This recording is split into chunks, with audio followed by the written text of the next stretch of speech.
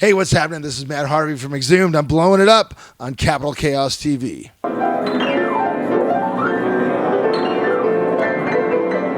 Hey, what's going on, guys? ALDO here from Capital Chaos. I have the pleasure, the mighty honor of sitting here.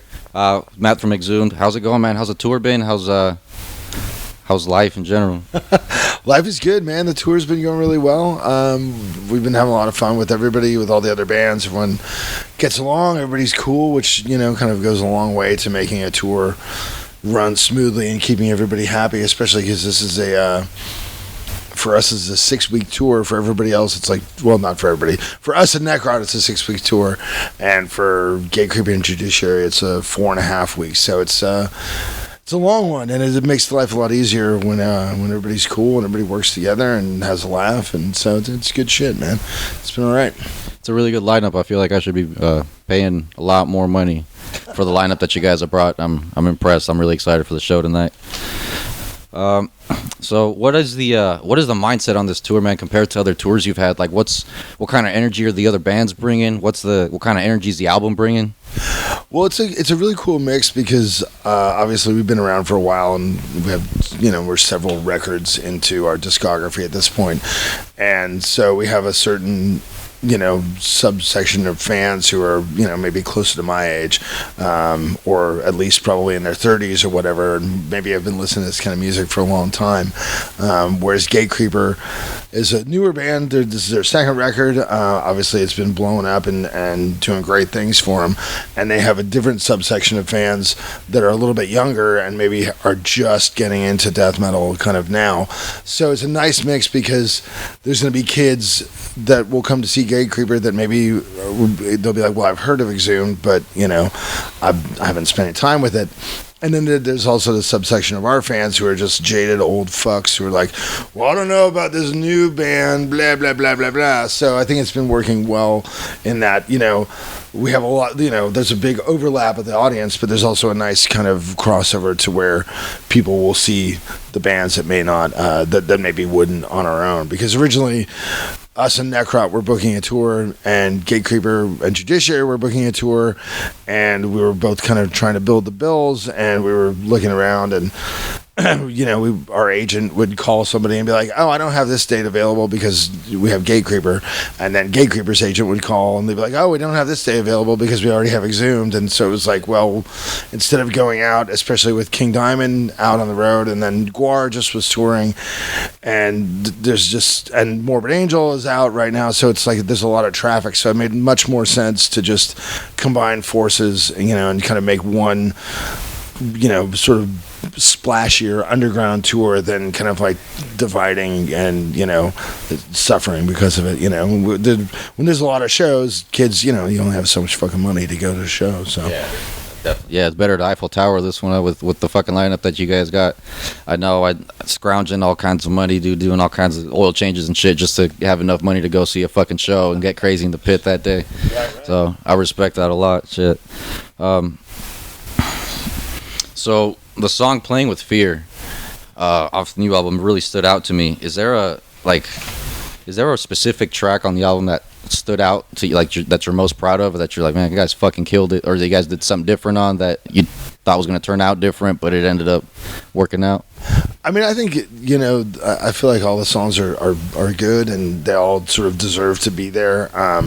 That's generally, we kind of write a bunch of stuff and then see what we feel is like the strongest tracks or whatever, and what fits together. We had a bunch of other stuff that was sort of maybe a little bit more like what people would normally expect from us, 3 or 4.5 minute songs, maybe a little bit more melodic and stuff. And so we really winnowed it down to just all the things that hewed together, as far as sounding like they belonged on the same record. I think Playing with Fear is one of my favorite tracks. We had all these really, really fast songs, and I knew that we needed a song with a more mid-paced section to kind of offset it. Like, you have Fear of Napalm on World Downfall, or you have Black Breath on Horrified, or Siege of Power on Scum. Like, you need something within the whirlwind of madness to kind of latch onto that's more, maybe a little bit more like moshable. And then the other one, the one that I thought was going to be the hit single, but I'm usually wrong about this, so I don't know why I'm still surprised. But I thought "Ripping Death" was going to be like the single, and the label was like, "No, we want Ravenous Cadavers and we want Naked Screaming and Covered in Blood." And I was like, "Okay, well, I mean, you know, obviously they're promoting the record, so it's fine with me." I like I said, I like all the songs, but I'm usually surprised by what the singles turn out to be. Now that you brought up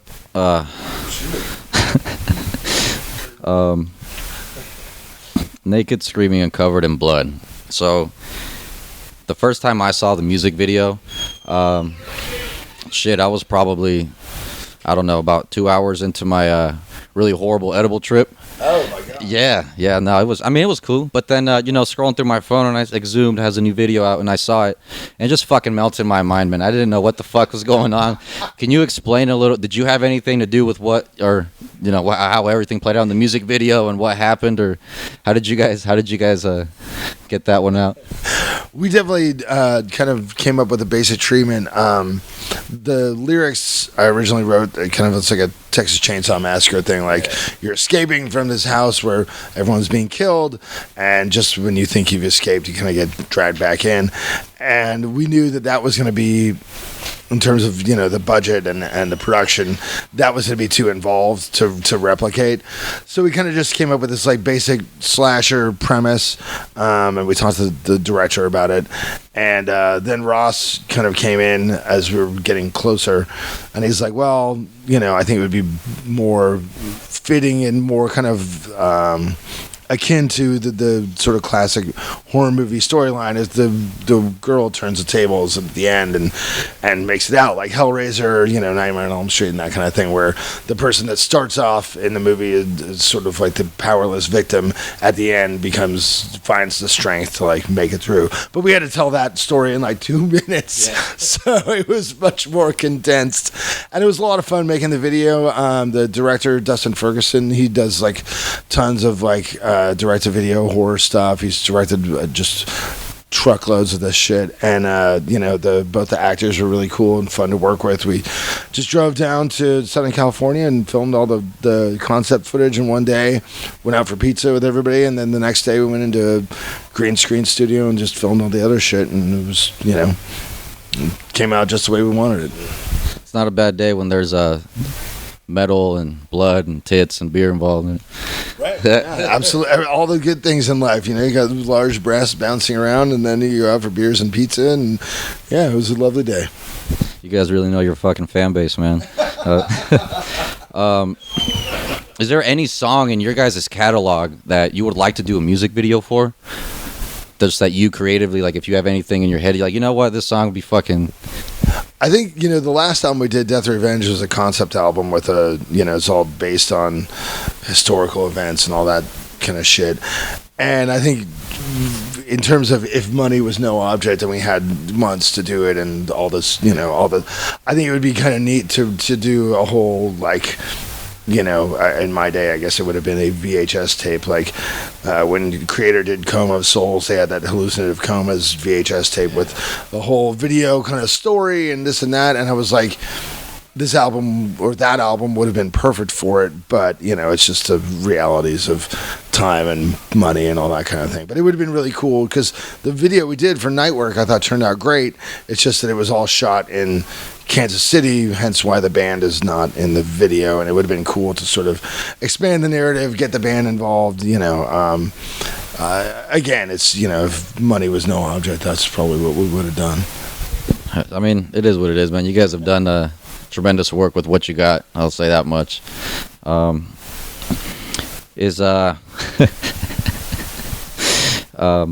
idea behind horror, what did you guys decide to switch up as far as the theme, lyrical content? Because the lyrics were different, the playing style is different, not in a bad way by any means. Like, goddamn, you guys really killed it on this one. There's a lot of really mincy tracks.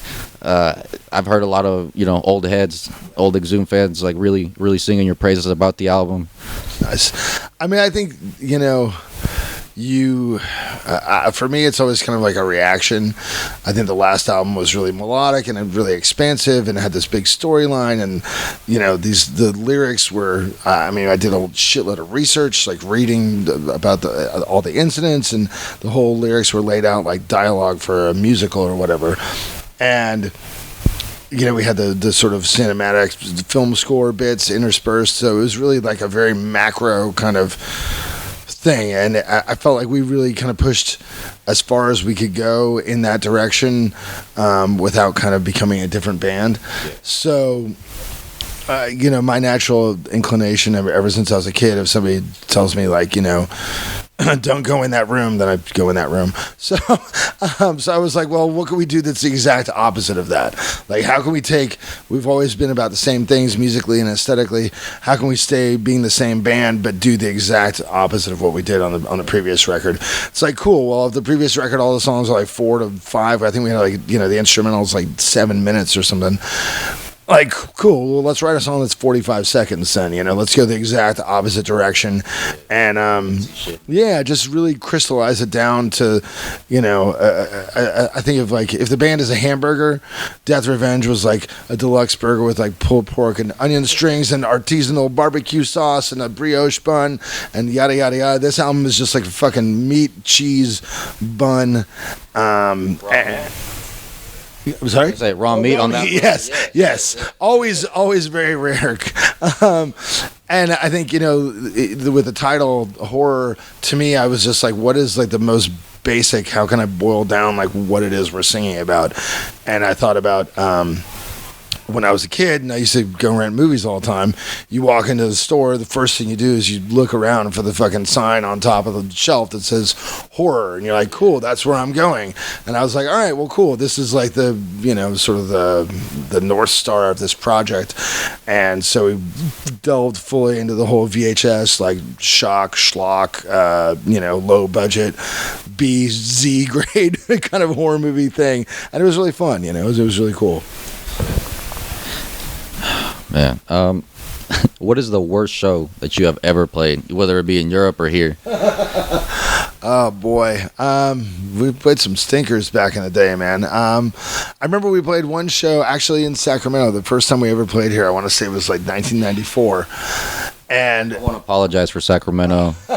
It's not your fault. These guys, this other band booked us. I forget who they were, but they had come out and played a show in the Bay Area, and like, oh, we should do a show in Sacramento. We thought like that's a new place to go, and we came out, and I think our drummer's old boss and his girlfriend were the only two people that paid, and we ended up, because we were totally green, we ended up forgetting something, like we needed to borrow like a speaker cable or something for the other band. So the other band played, and then we played, we're like 18 or whatever. I'm like, oh, well, we'll just do the full set anyway, because that's what you do when you're 18. Instead of just been like playing 4 songs, been like, yeah, we're out.